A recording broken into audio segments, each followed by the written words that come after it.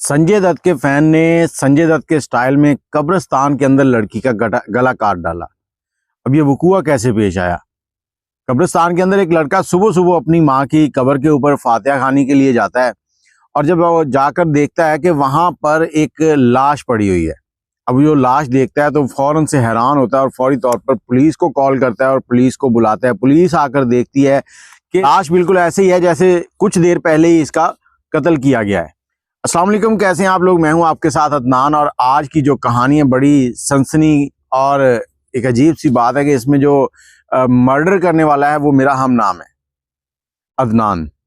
अब ये कहानी क्या है? ये कहानी हिंदुस्तान के एक शहर की है जहां पर सलीम नामी लड़का, जिसकी 2021 में शादी होती है और शादी के बाद वो पटना शिफ्ट हो जाते हैं। जैसे ही पटना शिफ्ट हुए वहां पर एक फ्लैट के अंदर उन्होंने किराए पर फ्लैट लिया और उसमें रहना शुरू कर दिया। इनकी शादी को 2 साल गुजर चुके थे, इनके यहाँ कोई औलाद नहीं थी। अब इसी फ्लैट के अंदर एक लड़का रहता था जिसका नाम था अदनान। अब ये सलीम की बीवी और सलीम उसी फ्लैट में रहते हैं। सलीम जो है वो एक वेटर की नौकरी करता है, रात के टाइम और ड्यूटी पर जाता है और दिन में आके सो जाता है। घर के काम काज छोटे मोटे उठ के किए, उसके बाद फिर ड्यूटी। आपको पता है कि जो रात की ड्यूटी करते हैं ना, उनकी आंखें सारा दिन नहीं खुल पाती, चाहे जितना मर्जी वो सो लें। अब सलीम जो है वो रात को ड्यूटी पे जाता है। अदनान जो था वो उसी फ्लैट के अंदर रहता था और अदनान जो है वो एक अबाश और लोफर सा लड़का था, नशई था, फिल्में देखता था बॉलीवुड की, संजय दत्त का फैन था। अब संजय दत्त का फैन जब उसकी फिल्म देख के आता था, जो करैक्टर वो करता था फिल्म के अंदर, बिल्कुल अपने ऊपर वो करैक्टर हावी कर लेता था। अब इस लड़के ने उस फ्लैट के गिर्द चक्कर लगाने शुरू कर दिए। अब इस बिल्डिंग के अंदर बहुत से फ्लैट हैं, लेकिन इसने क्या करना, उनके घर जाना। जब वो सलीम घर पे ना होता, शाम को दरवाज़ा नोक करना, जी मैं आपका हमसाया हूँ, मुझे दूध चाहिए, कभी चीनी मांगने। 2-3 बार उसकी बीवी जो है वो घबराई। उसके बाद उसने कहा ये हमसाया, चलो ठीक है, वो दे देती थी सामान। अब सामान देने के साथ साथ थोड़ी सी मुस्कुराहटें, थोड़ी सी आपस में हलचल होने लगी। एक दिन सलीम की बीवी जो है वो छत के ऊपर कपड़े सुखाने जाती है। अब कपड़े सुखा के जैसे ही वो वापस पलटने लगती है तो पीछे से अदनान भी पहुंच जाता है। अब ये दोनों आपस में बातचीत करते हैं वहां पर और इस बातचीत के बाद इनके दरमियान तल्लुकात शुरू हो जाते हैं। और यहाँ पर तल्लुकात किस तरह के बने वो आप समझ सकते हैं। सलीम जो है वो रात को ड्यूटी पर चला जाता, अदनान जो है उसके घर चला जाता और इनके सारे मामलात इसी तरह से चल रहे थे। अब सलीम जो है उसको बिल्डिंग के अंदर रहने वाले लोगों में से किसी ने बताया कि सलीम, हमें कुछ गड़बड़ लग रही है, तुम्हारी बीवी जो है ना उसका इस अदनान नामी लड़के के साथ कोई चक्कर चला हुआ लगता है। उसने कहा वो कैसे? कहता वो ऐसे कि जब तुम रात को जाते हो तो ये तुम्हारे घर आता है और काफी टाइम बैठा रहता है, उसके बाद ये जाता है। तो हमें लगता है कि इनका आपस में कोई रिलेशन है जिस वजह से ये आता है। अब तुम जानो और तुम्हारा काम जाने, हमने तुम्हें इन्फॉर्म कर दिया है, तो इस मामले को हैंडल करो। सलीम थोड़ी समझदारी करता है और वो सोचता है कि मैं अपने घर को बचाऊं, मेरा घर खराब ना हो। तो वो क्या करता है कि वो बीवी को नहीं बताता, घर पे जाके इस बात का जिक्र तक नहीं करता कि मुझे कुछ पता चला है। वो एक और मकान तलाश करता है जो इस एरिया से थोड़ा दूर था। अब उस मकान को तलाश करने के बाद बीवी को कहता है कि हम लोग ये फ्लैट छोड़ रहे हैं। मालिक ने कहा कि छोड़ दो, खाली करो, मुझे चाहिए। बीवी परेशान होती है कि इसको क्या हो गया, एकदम से अच्छी खासी जिंदगी चल रही थी, तो ये हैरान होती है। लेकिन सलीम जो है वो घर पे बात जाहिर ही नहीं करता।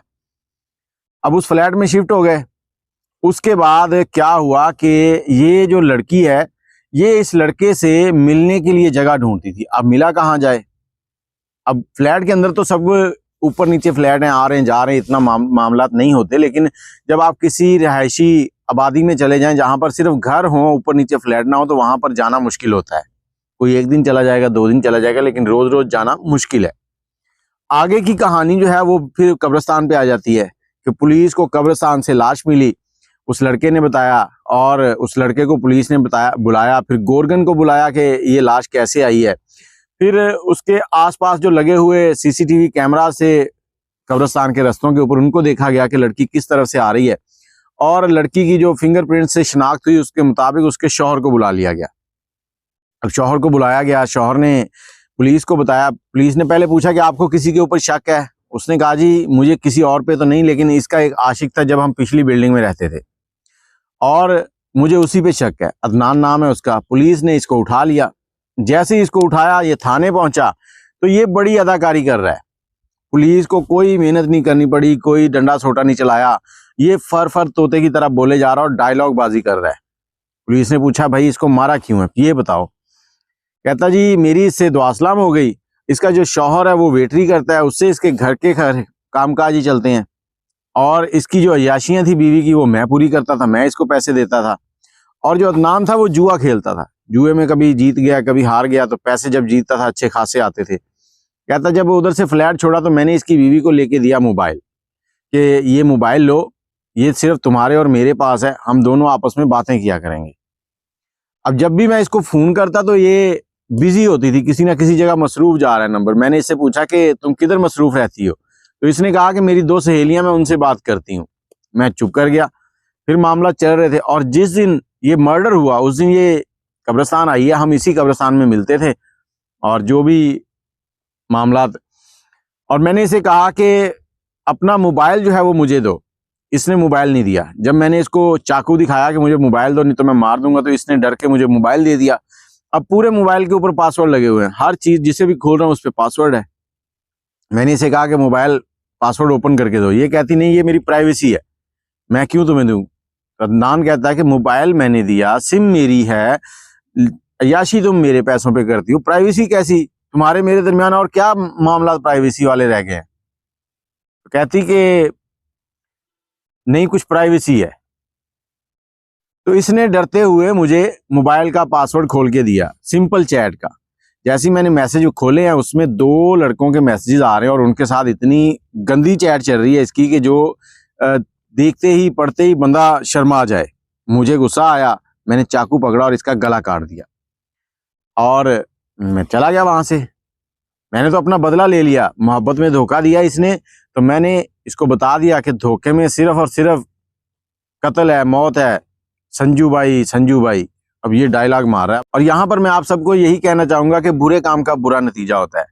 कभी भी ऐसा ना सोचें कि किसी के साथ हम गलत करेंगे तो हमारे साथ अच्छा होगा। दुआ में याद रखिएगा। अल्लाह हाफिज।